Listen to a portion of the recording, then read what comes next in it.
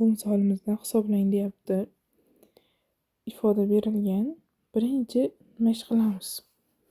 Kasrni suratini yig'indiku suratda alohida kasrga ajratishimiz kerak. Kasrni bo'lib ya'ni mana 2 ning kvadrati taqsim 2, 2 taqsim 2 bo'ladi.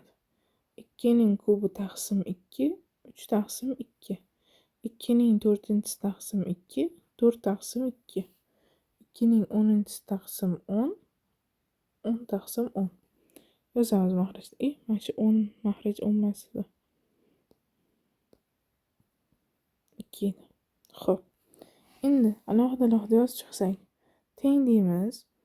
2 ning kvadrati taqsim 2 plus 2 taqsim 2 plus 2 ning kubi taqsim 2 plus 3 taqsim 2 plus 2 ning 4-si taqsim 2 plus 4 taqsim 2 plus 2 ning 10-si taqsim 2 plus 10 taqsim 2 teng. Yozamiz. Va hokazo bo'lmoqda. Xo'p. 2 ning kvadrati bilan bu daraja qisqaradi. Bu bilan bu 1 bo'ladi. Daraja bilan bu ketsa bu yerda 2 qoladi. Ya'ni bittaga kamayib ketadi. Demak, 2 faqat darajalilarni o'zini yozib olaman birinchi. Darajalilar o'zi mana. Hozir qaysiligini? Buni va hokazodagilar va buni. Shular turadi. Birinchi yozaman, keyin narigisini yozaman. Hozir tushuntirib beraman sizga nimaga alohida yozganimni.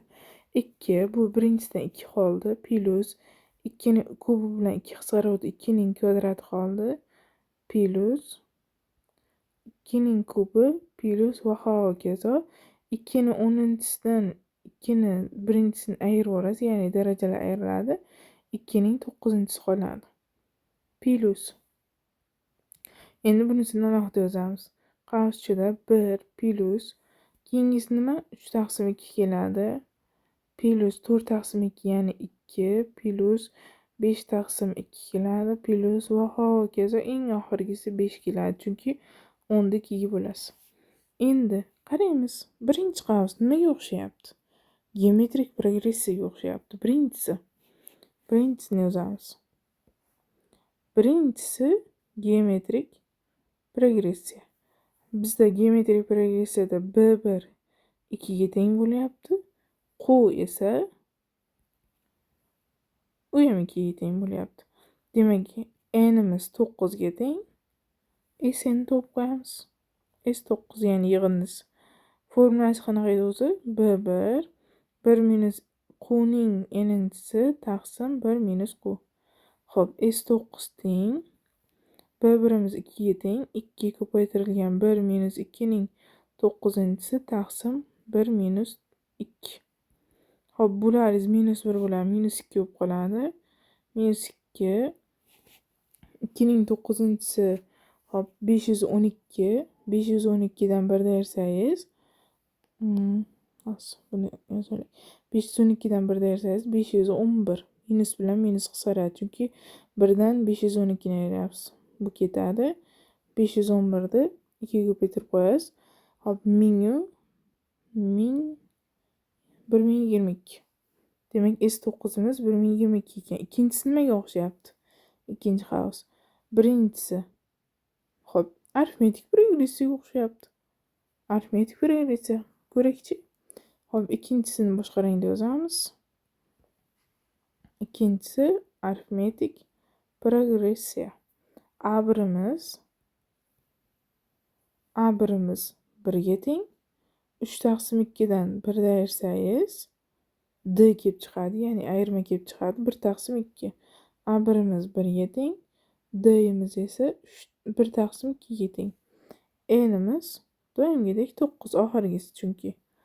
Xo'p, endi Sn formulasi qanaqa edi arifmetik progressiyada?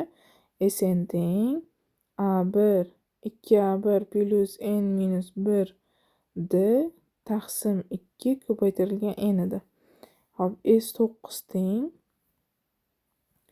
A1imiz 1 ga teng, 2 ko'paytirilgan 1, n'imiz 9 ga teng, 9dan 1 ayirsangiz 8, D'imiz 1 taqsim 2 ga teng, taqsim 2 ko'paytirilgan 9.